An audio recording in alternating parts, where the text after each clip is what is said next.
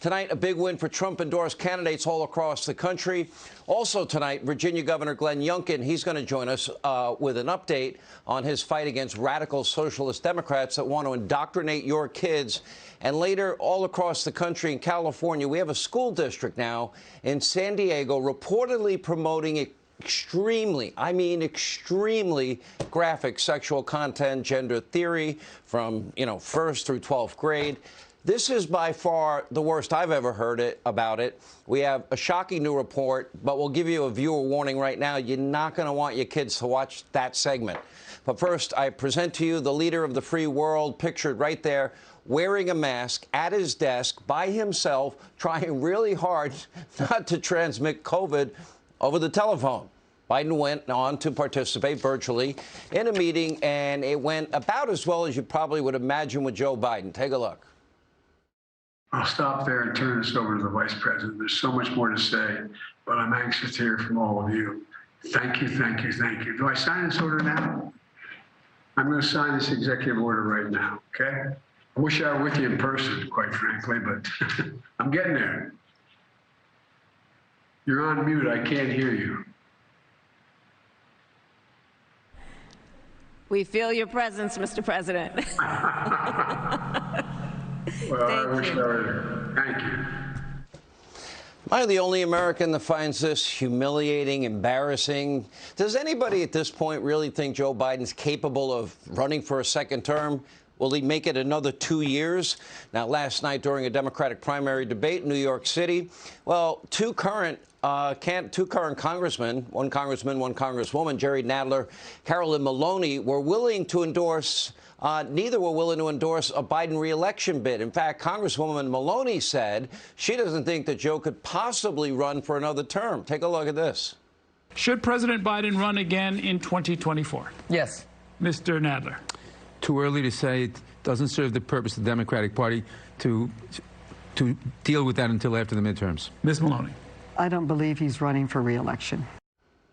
All right, so does the Congresswoman Maloney, does she know something the rest of us do not know, or is she just stating the obvious? Tonight, it's almost impossible to find a single Democrat not named Jill Biden willing to endorse a Biden re-election campaign. Democratic lawmakers, Angie Craig, Cori Bush, AOC, Tim Ryan, Dean Phillips, now Nadler, Maloney, all snubbing Joe Biden in public.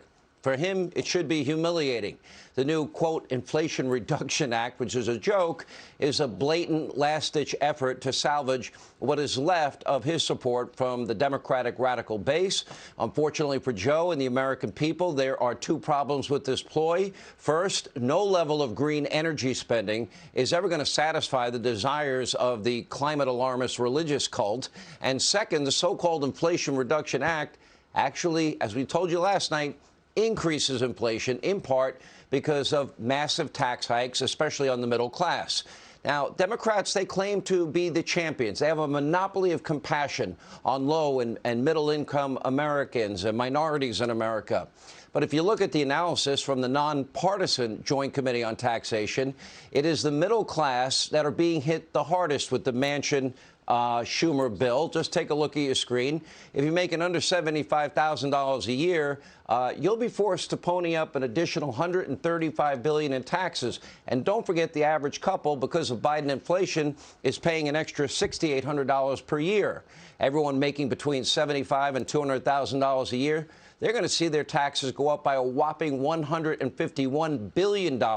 And that's not all. The bill also aims to raise an additional $200 billion with the help of 87,000 new IRS agents. That's more than double of what we have right now.